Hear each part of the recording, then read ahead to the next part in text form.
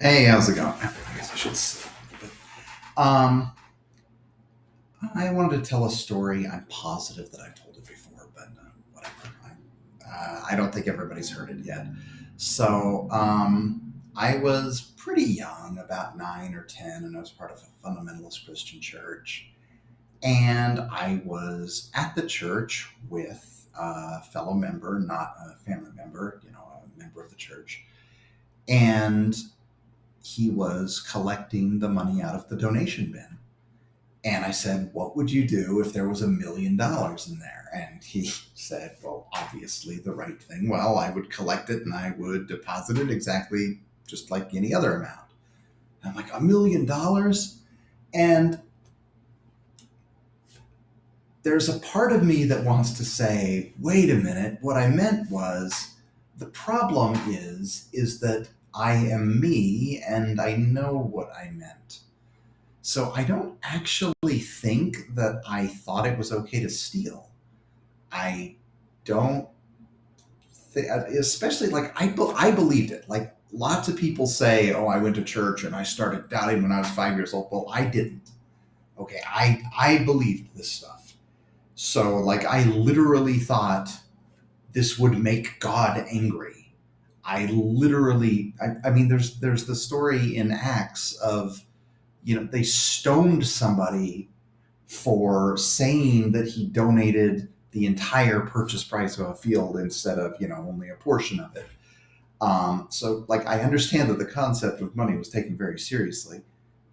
I don't know. I don't understand, and I would like to think that if I were left in charge of money, like it would click, like hey, you don't steal. But just in that moment, I'm like, hey, there's $1 million. Some of it's going in my pocket. I have no idea where that came from, and I'm a little bit embarrassed to admit that. Um, Same building later. My younger brother, he was quite young, so this is excusable. He I don't know if he was quoting like a song or something that he saw, but he was running back and forth yelling money, money, money, money, money. And there was a different gentleman trying to get him to stop without being particularly forceful or rude. And it was very embarrassing for me. It was very clear that he was misbehaving and out of line to me. Apparently, it wasn't to him because he's generally a good kid. I don't think he was trying to misbehave. He just wasn't taking the hint that his behavior was extremely inappropriate.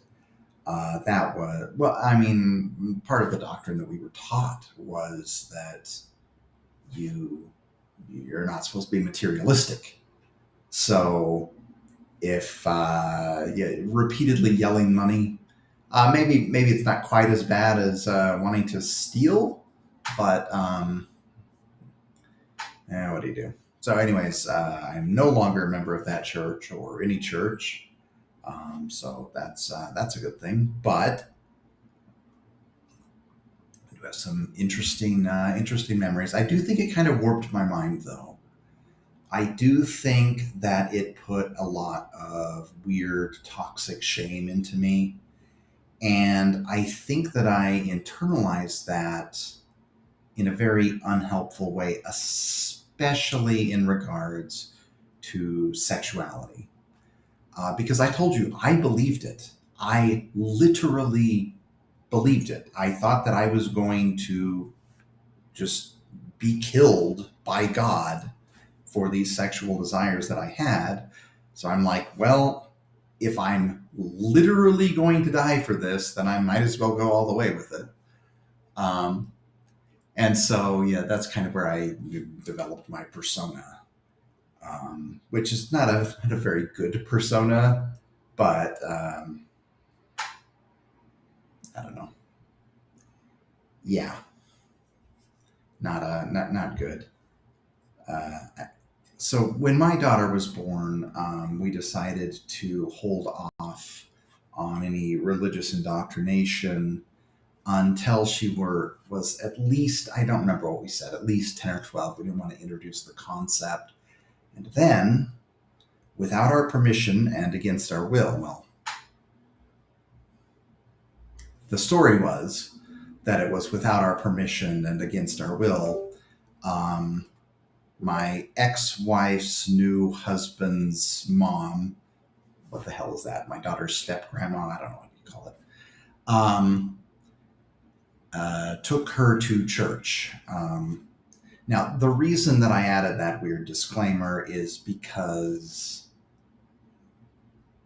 my ex-wife liked to cause problems, liked to cause drama, liked there to be distractions and for there to be opportunity for her to advance her own bizarre cluster B power fantasies.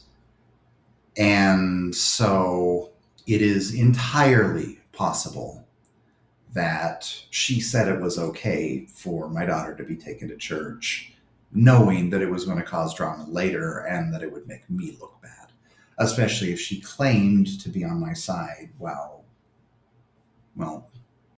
you know how drama people are. Anyways, so the moral of this story is avoid fundamentalist Christian indoctrination and don't breed with high conflict individuals. And maybe you can have a better life than I did.